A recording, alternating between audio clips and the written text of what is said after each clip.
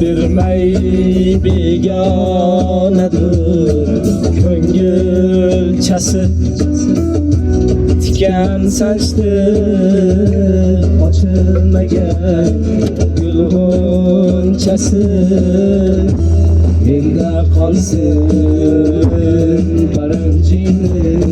bir parchasi men azobga tashlab ketgan zoring yursin yor yoringni eshitguncha yoring yursin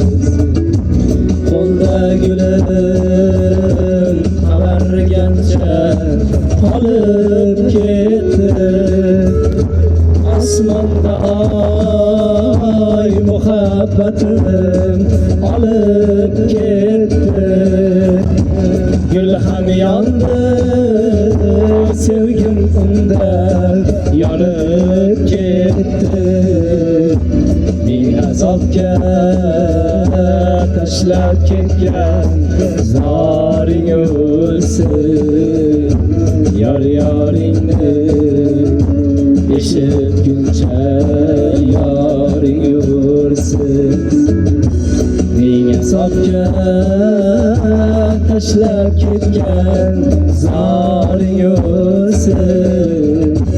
yor yoringni eshitguncha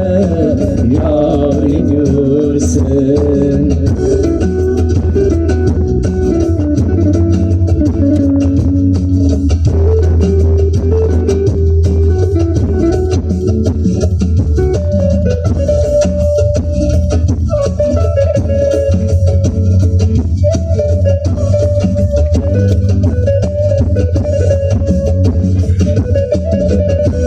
sevgan bu so'z deyishganda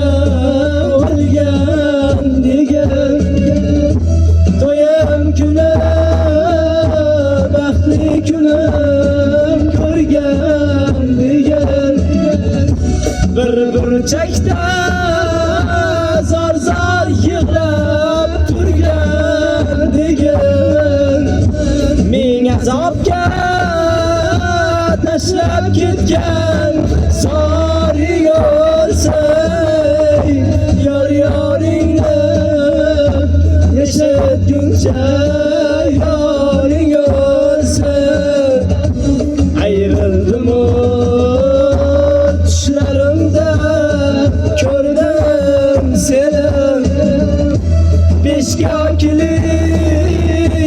mingkokilga o'rdim seni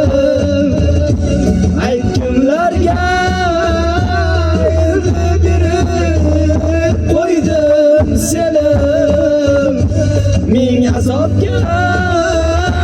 tashlab ketgan zoring o'lsin yor yoringni eshitguncha